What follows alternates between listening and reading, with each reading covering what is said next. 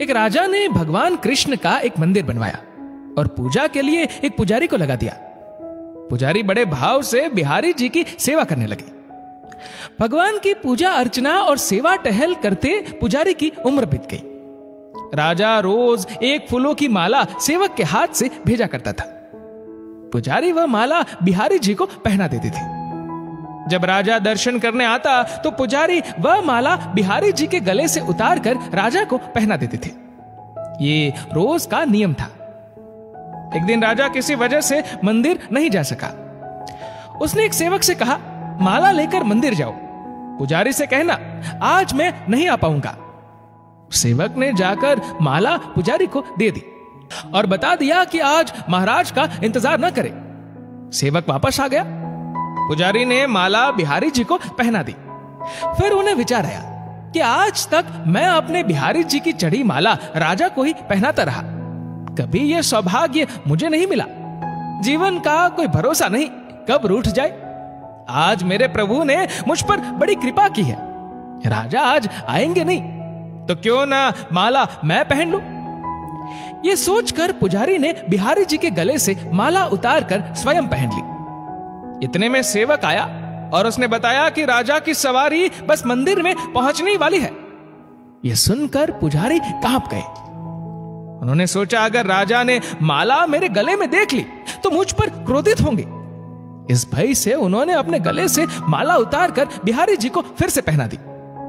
जैसे ही राजा दर्शन को आया तो पुजारी ने नियम अनुसार फिर से वह माला उतार कर राजा के गले में पहना दी।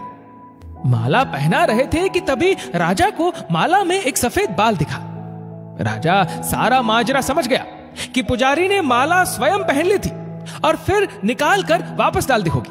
पुजारी ऐसा छल करता है, यह सोचकर राजा को बहुत गुस्सा आया। उसने पुजारी जी से पूछा, पुजारी जी ये सफेद बाल किसका है? पुजारी को लगा कि अगर सच बोलता हो तो राजा दंड दे देंगे। इसलिए जान छुड़ाने के लिए पुजारी ने कहा, महाराज ये सफेद बाल तो बिहारी जी का है। अब तो राजा गुस्से से आग बबूला हो गया कि ये पुजारी झूठ पर झूठ बोले जा रहा है। भला बिहारी जी के बाल भी कहीं सफेद होते? राजा ने कहा, पुजारी अगर ये सफेद बाल बिहारी जी का है तो सुबह श्रृंगार के समय मैं आऊंगा और देखूंगा कि बिहारी जी के बाल सफेद है या काले। अगर बिहारी जी के बाल काले निकले तो आपको फांसी हो जाएगी। राजा हुक्म सुनाकर चला गया। अब पुजारी रोकर बिहारी जी से विनती करने लगे, प्रभु मैं जानता हूं आपके सम्मुख मैंने झूठ बोलने का अपराध किया। अपने गले में डाली माला पुनः आपको पहना दी।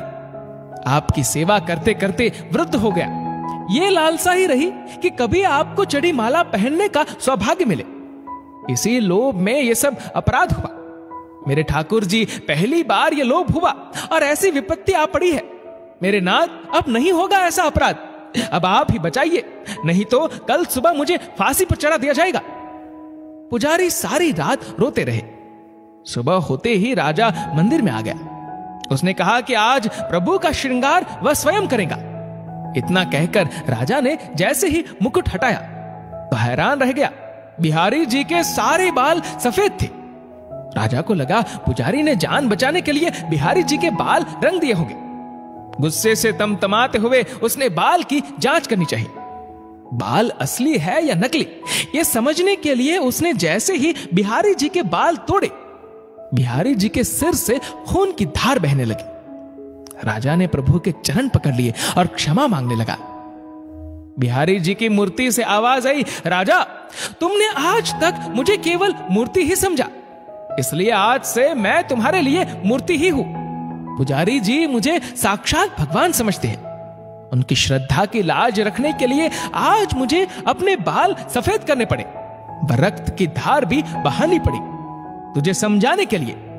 यह कहानी किसी पुराण से तो नहीं है, लेकिन इसका मर्म किसी पुराण की कथा से कम भी नहीं है। कहते हैं समझो तो देव, नहीं तो पत्थर। श्रद्धा हो तो उन्हीं पत्थरों में भगवान सप्राण होकर भक्त से मिलने आ जाएंगे। दोस्तों इस वीडियो को लेकर आपकी क्या राय है नीचे कमेंट करके जरूर बताएगा। और अगर आपको वीडियो अच्छा लगा हो तो इस वीडियो को लाइक करेगा, शेयर करेगा ज्यादा से ज्यादा लोगों तक। और ऐसी ही और भी स्पिरिचुअल कहानियों को सुनने के लिए सब्सक्राइब करें हमारे यूट्यूब चैनल को और फेसबुक पर फॉलो करें हमारे पेज को। धन्यवाद।